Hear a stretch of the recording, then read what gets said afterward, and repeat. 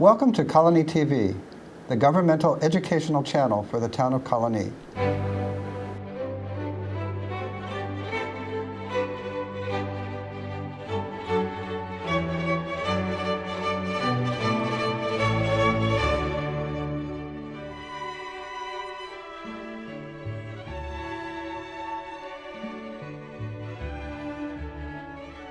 Johnny Carson is someone a lot of people would like to know more about, and this book was.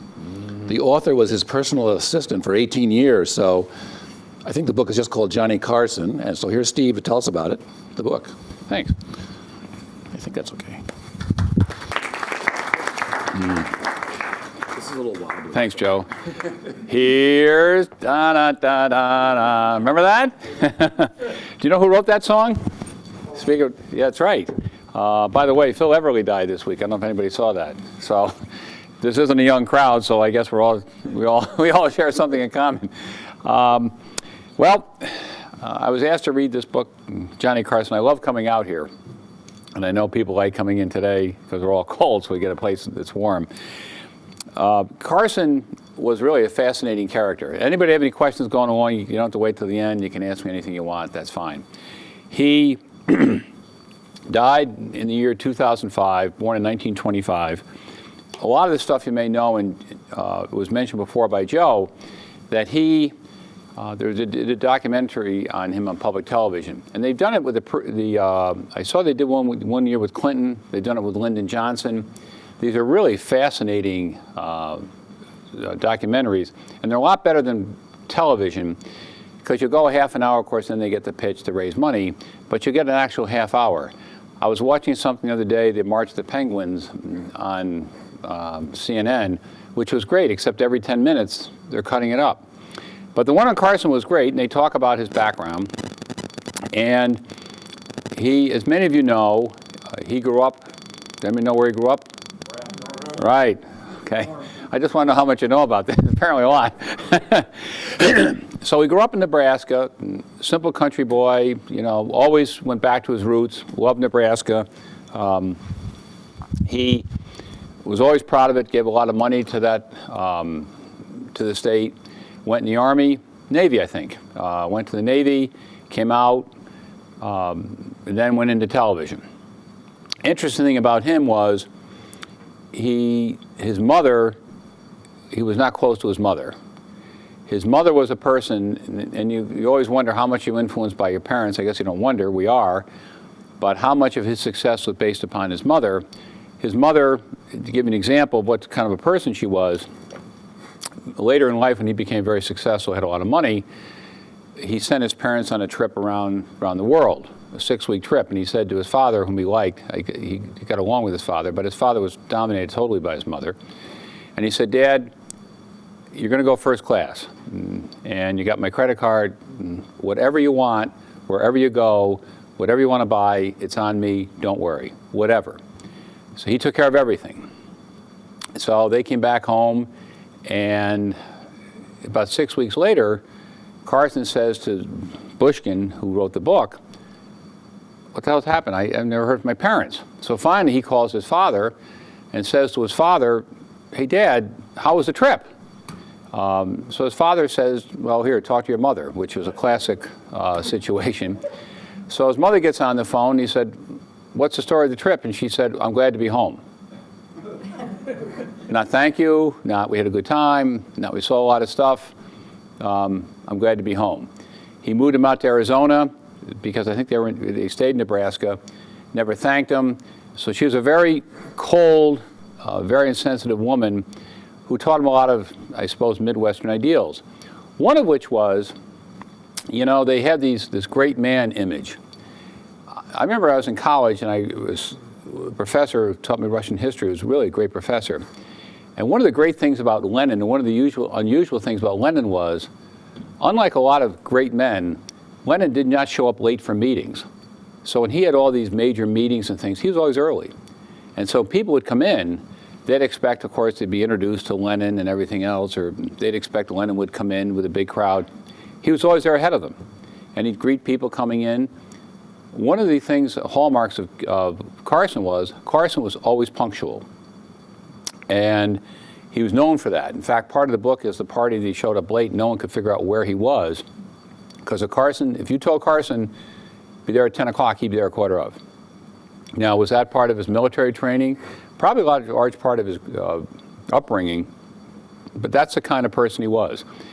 About 5'10", when he went off television, had a 32-inch waist.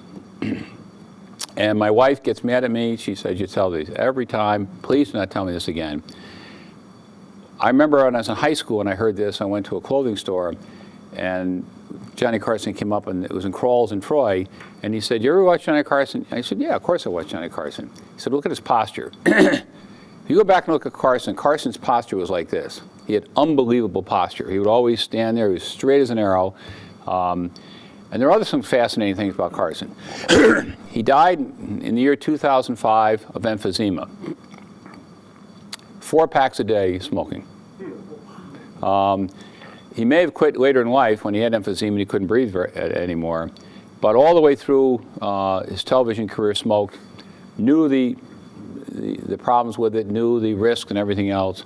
Said to the author in the very beginning, I smoke, I don't quit, I'm not going to quit, and I don't want people to tell me I'm going to quit. Having said that, he was a fitness bug. He played tennis all the time. Stayed in good health, always played tennis. So let's go back a little bit where the book starts. The book is worth reading. It's not a great book. Joe was telling me that it was voted one of the 10 best books of the year by somebody, which may tell you either about him or her or about the books we're reading, but I don't think it's one of the 10 best books of the year. But it is a book worth reading if you're in that era, because it takes you back to that era. It takes you back to a man who really was an icon. In fact, if you think back of the last 40 years, say, the icons in the industry who stayed outside, well, even music. Think of Sinatra, think of Carson. You can't think of television from well, even younger people don't know him. If you're, say, 50 and above, and you were to say to somebody, who would you say would be the great people of television in history from 1945 on? You might say Bob Hope, I suppose. You might say, Lucille Ball. I'm sure there's other people missing. Everybody would say Carson. He ruled late night. All the people that are doing stuff now, Leno, who else? Letterman, all those, they're all copied Carson. The way they do that, the show itself is built around Johnny Carson, the way he did it. You come out, you have the stand-up routine, you have the orchestra. Sometimes they don't have the straight guy off to the side, but it's all Carson. In fact, Carson's the one he came in, he was not the first person on television. Many of you may know who the first person who did the late night show was Steve Allen. Then after Allen left, if you remember, it was Jack Parr, who stayed for a couple of years. And when Carson started, he was on Who Do You Trust in New York. And when he first came on, a lot of people were saying, you got to be kidding me. This guy, he was only like 30 at the time, 35 or 36, because he stayed 30 years, 37. And he always looked very young. I remember Carson, even when he got older, he had a young face. And he's going to take over for Parr. Well, within a year, he absolutely had gone past Jack Parr. I mean, that became his show. And that was Carson's show. I mean, he was involved. He knew what was going on. He wasn't just someone who walked in, did his stand-up routine, and left. The book starts off with the first chapter, The Star Among Stars. And they talk about 1979, where he goes to a cocktail party. And as I said, they were worried because he was late. Well, at that time, he was having a fight with his wife, his third wife. And Carson had a lot of wives. He had 4 wives. The first 3 all had the same first name, the same first letter. There was Jody, Joanne, and Joanna. And then Alexis says something at the end, who the author doesn't like very much. He doesn't say it, but it's pretty clear that he thinks she was a gold digger. So Carson starts off the party and he's late. And what's pretty interesting about this is that all these movie stars, when you go to these parties, you have these A-list parties. Apparently that's where that term comes from. And Henry Mancini at the time had won a bunch of Academy Awards, Moon River, and those kinds of things. And so he was at his house, and he shows up, Carson shows up and buys his wife a $250,000 Rolls Royce because of the fight, and bought her a $750,000 ring or something, which he wore a couple of times and sold to somebody else, took the money. So, but that's the life he lived. So when he shows up at the house later, everybody's been waiting for him. And Mancini's there, and Michael Caine is there, Sean Connery is there, and, some of the great actors. And they all really respected Carson because Carson did something that they could not do. For example, Rock Hudson refused to appear on TV. He said, if it isn't written, I'm not talking. So Carson, because he did it every night, and as was pointed out by one of the great directors, Billy Wilder, he said, there's no retakes with what Carson does. He goes out, if he bombs, he bombs. And he cared if he bombed. He doesn't get a chance to do it over. He doesn't have a chance to get a new script, whatever. Every night, he's out there. And so all these actors had tremendous respect for him because he did things that they couldn't do. Plus, there was another thing about Carson which is interesting. Carson was, using that expression that we hear today, comfortable in his own skin. Carson was very comfortable with himself. Never wanted to be anybody else. Never had insecurities. I mean, we all have them to a degree. But never lived his life as someone that, oh my God, what happens tomorrow? And all these actors, of course, lived a different way. If the movie wasn't a hit, if the reviewer wasn't great, if they went to a party that wasn't an A-list party. So if we're going to a party and I'm now with some actor who's on the up and up, maybe I'm with Tom Cruise, who no one knows, or maybe I'm with some actor who's on the way out, you're freaking out because it's almost like you're looking at someone with leprosy. You're going to get it. It means that you're now moving to the B list. So they had to make sure when they went to a party that the right people were invited. Carson was very comfortable with that. They all flocked around him when he came in. But as Ed McMahon said, it was a great quote, he said, he was a man who was comfortable in front of 20 million people, but he was just as uncomfortable in a gathering of 20. Carson was not comfortable at all in small groups. I mean, he had friends, people he liked, people he hung out with, but if Carson were to come in here and you had a bunch of people standing around, he wanted no part of that.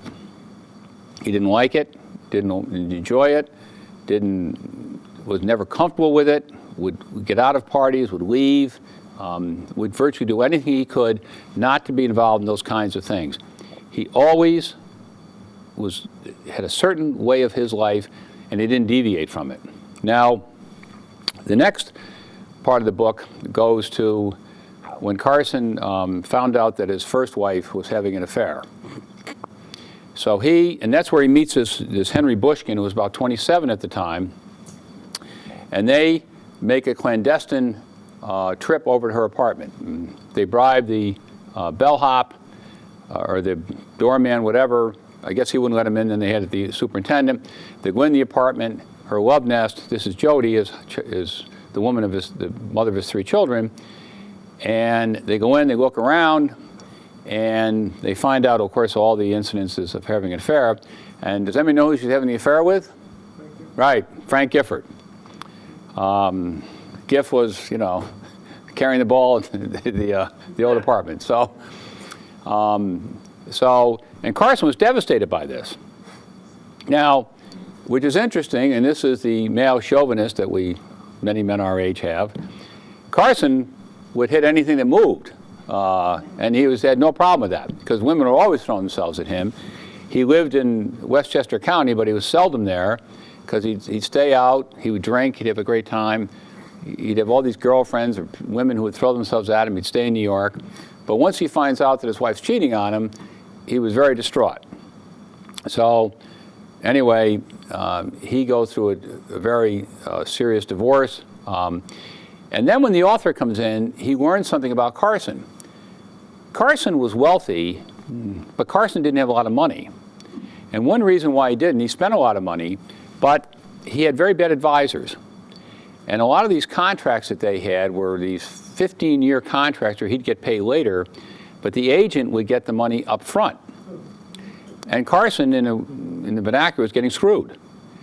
And he really didn't realize this. So you'd look at this, and Carson had, you'd say, how much money do you have? And the author would look at this and say, wait a minute, you're the biggest guy in late-night television. You don't really have any money. And he began to start throwing people out of Carson's life who were just grabbing from him. And one of the people who was really taking a lot of money from Carson, who was either incompetent, or not acting in his best interest, was the former owner of the New York Jets, Sonny Werblin. Sonny Werblin, by the way, is the man who brought Joe Namath to New York. So when everybody thinks of Sonny Werblin, as I did, I said, oh my gosh, you think of the owner of the Jets. But he was also a financial agent, and he was a disaster.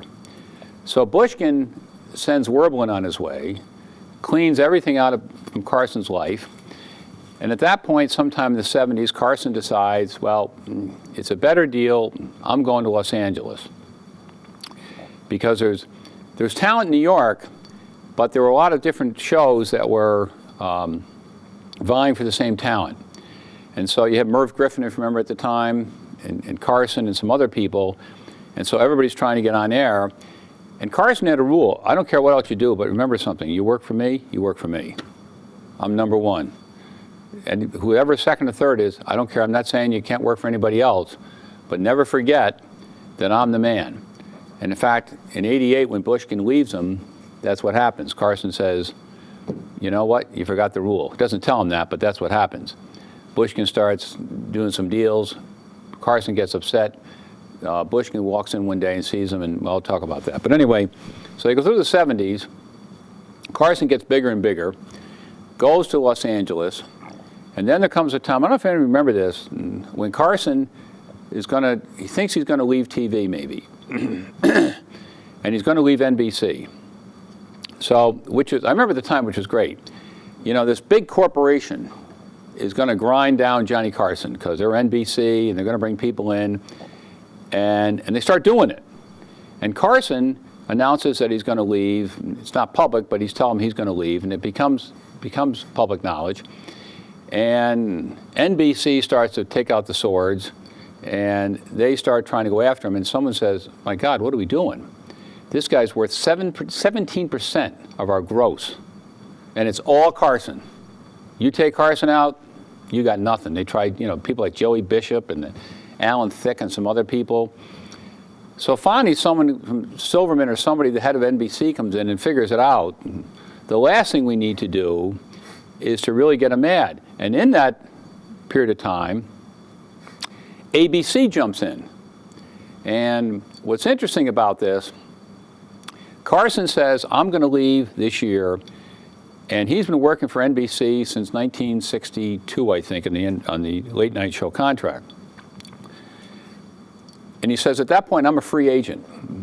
NBC says, no, you're not. You're not a free agent because you got a contract for 3 more years. And he says, yeah, but I've been working for you for more than 7 years, and there's a big case in California that says Olivia de Havilland took on the studios back in the mid-'40s. And they had her for a lifetime contract, and she moved to break that contract and said, I've been here for more than 7 years. I shouldn't be bound to the studio. And she won. Carson did the same thing. They went to a private arbitration on this whole issue, and Carson wins. Now NBC has got big problems because now Carson's free to negotiate with whomever he wants, and ABC is bringing him out in a yacht. They're telling him, whatever you got with NBC, we'll double it. You're working 5 nights a week? Carson says, I only want it 4 nights a week. Fine. You're working an hour and a half a night for NBC? I want to work a night a week. Fine. I got 4 weeks off. I want 6 weeks off. No problem. I'm making $10 million. You want $20 million? You got it. Because ABC knew what Carson meant. And NBC at first thought, well, who's going to watch Johnny Carson on ABC?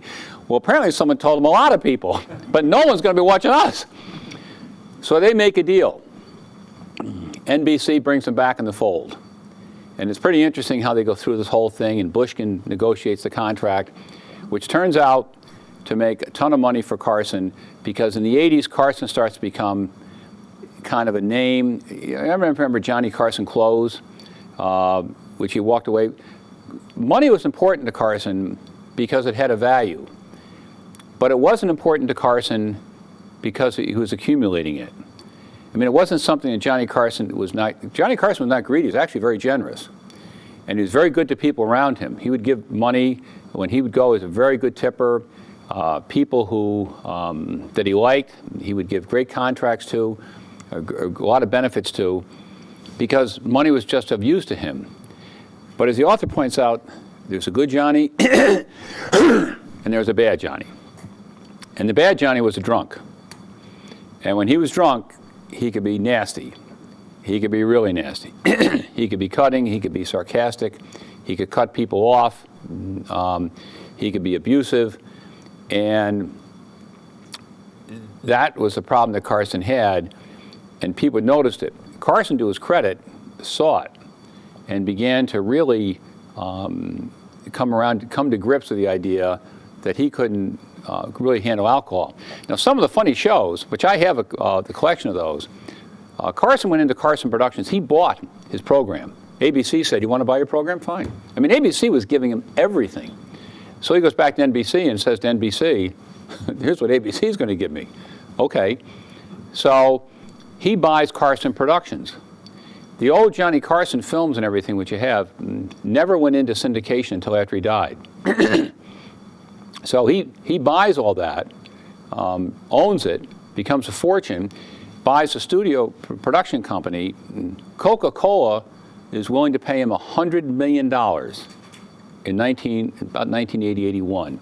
And they detail this in the book. Carson says, "Well, you can be on the board of directors." "I don't want to be on the board of directors. You know, you get this huge money with Coke. You know, you can get $100 million, just use your name." Says, "I don't feel like it." And walks away from the deal. $100 million. That's the Carson. That's not the Carson and 20 of us. That's the Johnny Carson. And I'll tell you how much he's worth at the time he died, because Carson was worth a lot of money at the time he died. So, in any event, Carson now becomes so big on television, NBC ends up paying him $25 million a year. Now, what does Leno or Letterman make today? Probably, what, 20, 25 million? Maybe. In today's dollars, 25 million, 1980, what's that, $50 million today? Probably close to it. If you take the value of a dollar in inflation. And if Carson had stayed at NBC, he'd have made 30 million easy by the turn of the century. Easy. He was so big, he became an empire to himself. During the 80s, he used to go to Las Vegas, and of course he was a big success. And Carson would take a lot of time. Carson was a real professional. When he went there, he'd scope things out. It wasn't something, I mean, he would take time with his writers. It wasn't, he just didn't walk out. He prepared, knew his audience. And you may find this interesting. When in Las Vegas in the 80s, and maybe it's the same today, the 70s, when entertainers came to Las Vegas, no wives or girlfriends. I don't know why, but that's the way it was. So when Carson showed up, and Dean Martin showed up, and all these men showed up, maybe opening night or something big, Mrs. Carson would be there. But after the opening night, Mrs. Carson, we have a taxi for you, and we'll take it right to the airport, because you ain't hanging around. Well, Johnny Carson by himself in Las Vegas was not just hanging around. He was drinking and doing everything else.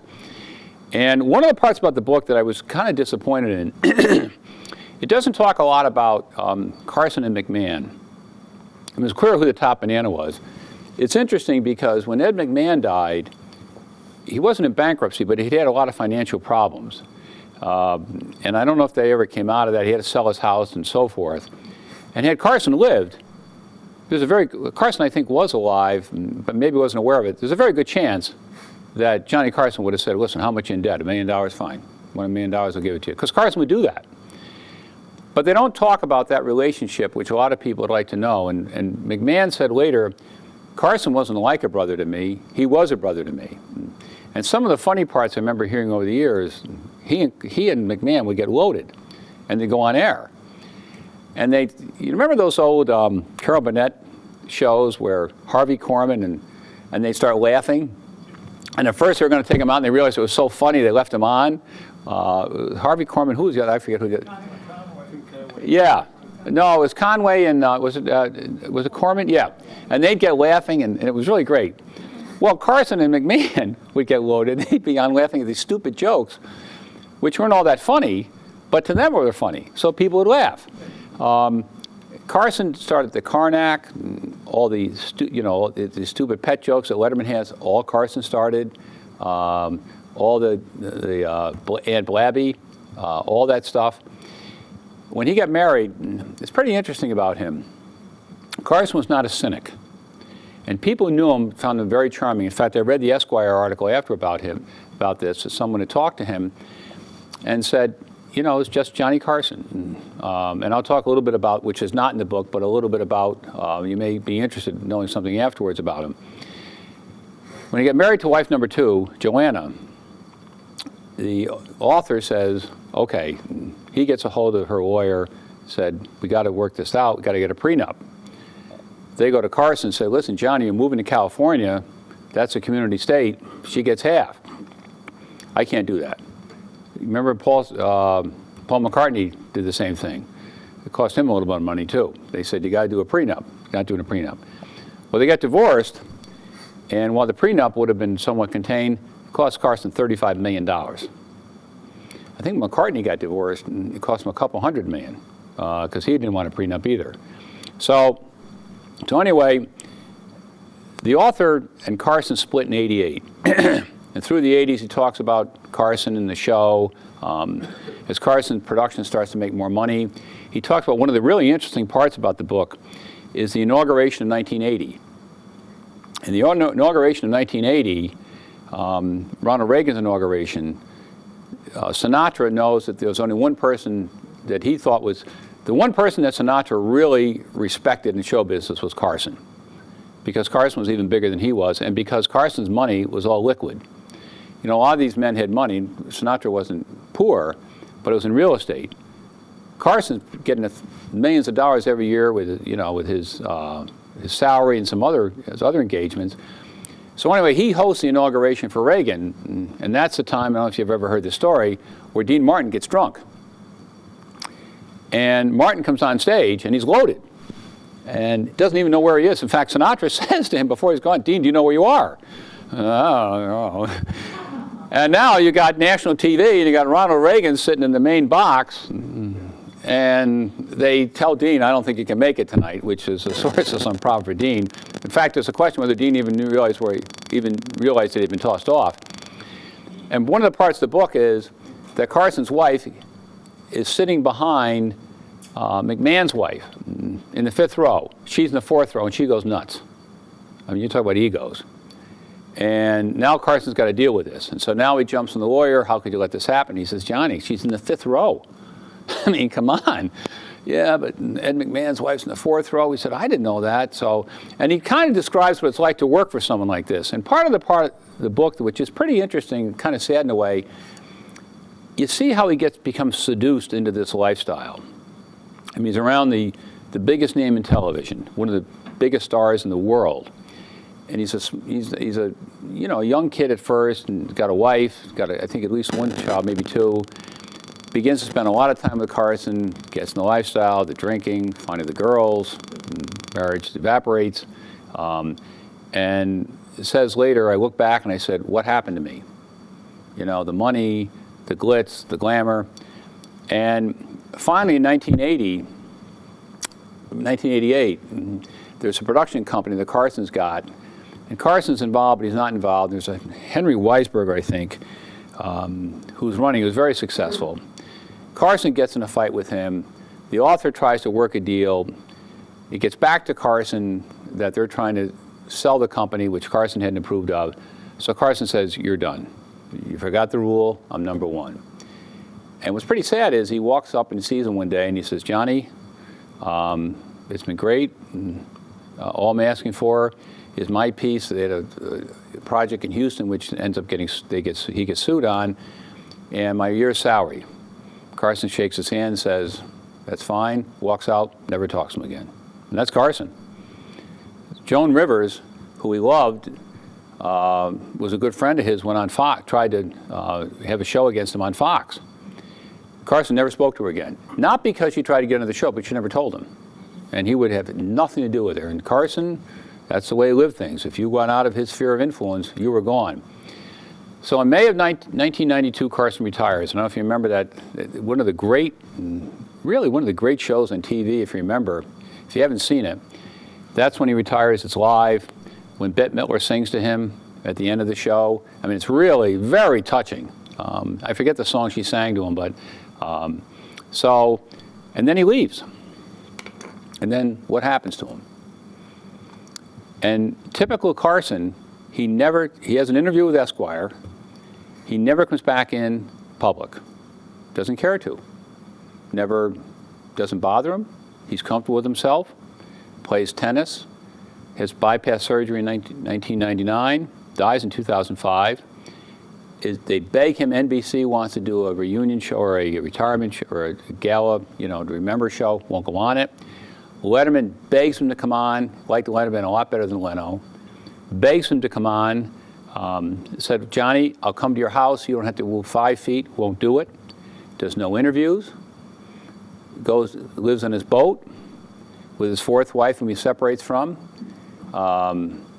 He dies with his 2 sons next to him, which is interesting because he was never close to his children. One of his big regrets in life, he had tremendous guilt.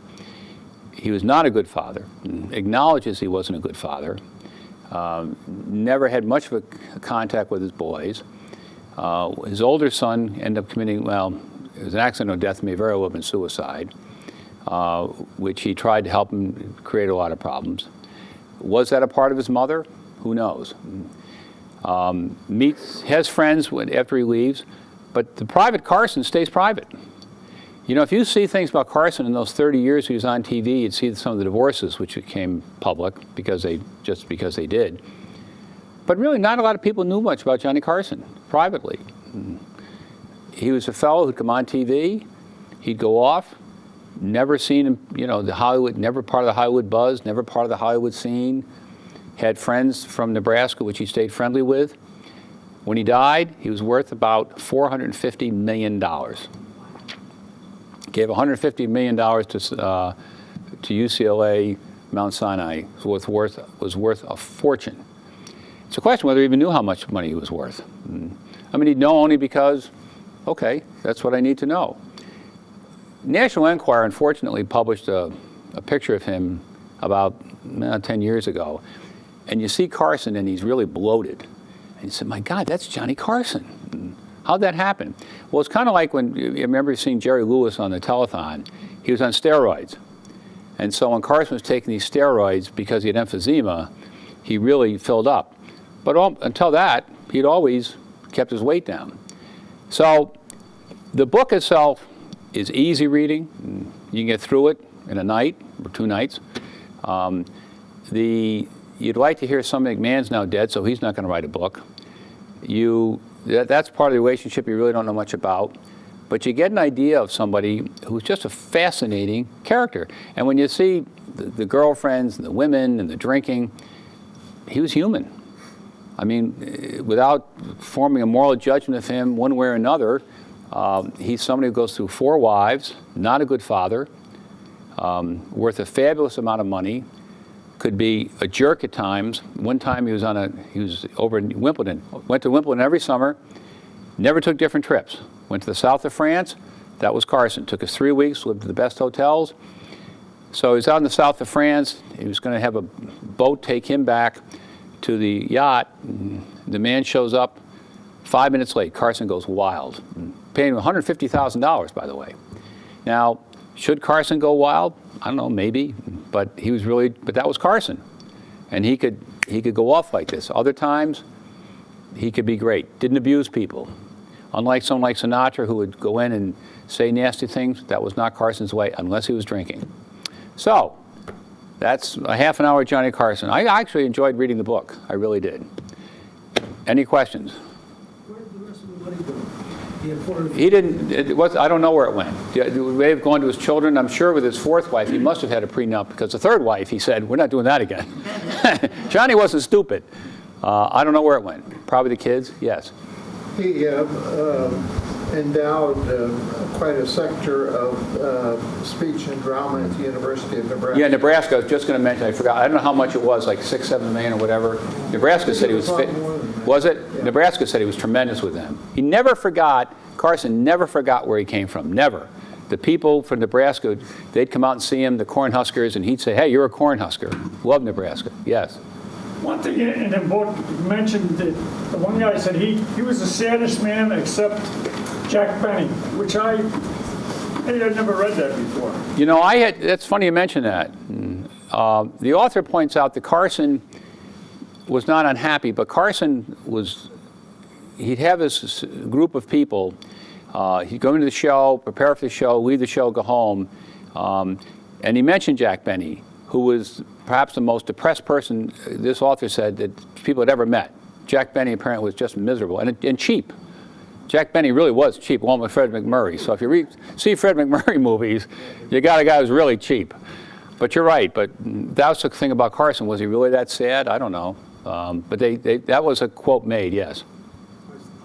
You know, did Carson come up through the stand-up comic ranks? It doesn't point this out in the book. He did comedy. Oh, you know one thing he did do, which I don't know the answer to that, but one thing he loved more than anything else was musicians. And he played the drums. And he would go to Vegas and he would sit with the musicians. And these are regular guys. I mean, he wouldn't just be the top guys. He'd play with these guys. And the other thing he liked was magic. And he learned that in the Navy. And when he would be around people who were magicians, Carson was like a little boy. I mean, he had that quality about him which came through, and he'd be in awe. Said, oh my God, how'd you do that trick? In fact, a couple of years before he retired, he finally did some magic tricks on the show. That took him about 6 months to prepare for that, and they were tremendous. But he must have done some stand-up back in the 50s. It was pointed out he was probably the first good-looking comedian to ever go on TV. After Milton Berle, you know, Sid Caesar, didn't take much. Yes. I think one of his first jobs on television was a quiz show. He had a quiz show in the afternoon, and a girlfriend of mine appeared on it. As a matter of fact, she didn't do very well, but yeah. we met Johnny Carson. Yeah, and so that's how you meet Carson, and then Carson, I mean, people saw something in him, obviously, and he had that tremendous TV presence, yes. One person who preceded him, I think, wasn't Jerry Lester. They don't mention that in the book. I mean, the part of the book, first. That may be, but they mentioned, maybe they mentioned, I didn't think of it, because I thought of Steve Allen and Jack Parr, so, but those are the two big ones, because Allen was the first one. Yes? Does the author, besides money, what was his motivation of writing this book? Does he indicate? You know, that's a good point. You'd have to read into it. Part of it was, I still love Johnny Carson to this day. He had mixed feelings about Carson when he left. He says, in a way, that I sold my soul to the devil, and that's pretty clear. I gave everything away for money and everything else. Maybe it's because he wanted people to know Johnny Carson. Clearly, the money is part of it. He said the good and the bad about Carson. He says Carson would have loved the book, but you know, I always like, well, Steve would have liked this. Well, if no one ever asked Steve or Johnny, how do you know what he would have liked? I think there are parts of this book that Johnny Carson would not have liked. But I don't know. Now somebody named Henry Bushkin, who was a lawyer, became very successful. Yeah, bombastic. Well, that's funny you mentioned that. Carson used it one time in the show, and he called him, bombastic Bushkin, and he said. And it became very funny, and he used it a lot. You're right, I forgot about that. And Bushkin called his mother and said, oh my God, Mom, my mother, and this is typical Carson, whereas, you know, a lot of these big stars wouldn't have done it. Carson called his mother and said, Mrs. Bushkin, or whatever, listen, it's only a joke, I hope you don't mind. Said, are you kidding me? I heard from Johnny Carson? You're right, bombastic Bushkin, and that's exactly where it came from. Right, exactly, yes. In the New York Post on Sunday, they mentioned that Bushkin declared bankruptcy 2 years ago. And the bankruptcy court is after him because he didn't declare the book as part of his assets. And Bushkin said, well, I had only written 2 chapters, so it should not count as part of my overall assets. So I would think money was a primary reason for him writing it. You know, listen, it's self-serving. Bushkin gets sued later, and they claim that he did not act in Carson's best interest in this Houston deal. He says he did. He ends up with $11 million out of it in a long, long lawsuit. I didn't get in it because I didn't think anybody cared about Bushkin. So did he ultimately declare bankruptcy? Then he obviously lived beyond his means. And you know, I've seen people try and do this. There's a coach one time who goes into bankruptcy, has a contract, claims, I didn't sign the contract, went into bankruptcy. He said, you got to be kidding me, you know. So I got a feeling that book is going to, the proceeds, but it probably was the money. Yeah, it probably was. It's actually well written, though, because you get an insight into Carson, and now you get all the Carson books, the best of Carson you can see. And I've got, actually, the 3-volume set or the 3-disc set, the best of Carson. And I want to tell you, my son saw it 5 years ago. So he was 23, 24. And we were watching the Super Bowl. I said, do you want to watch? Nah, Dad, come on. Johnny Carson, well, come on. And he did a thing with the dragnet thing, and he did the thing with the arrow, the hatchet. And my son was laughing so hard because it is so funny, some of those skits. When he and Jack Webb do the dragnet thing, and then he does a Perry Peter from Pecker Pecker or whatever, something. It is so, you could look at this today, it is hilarious. But that's the professional in Carson. Carson would work on that stuff. It just didn't happen. Yes?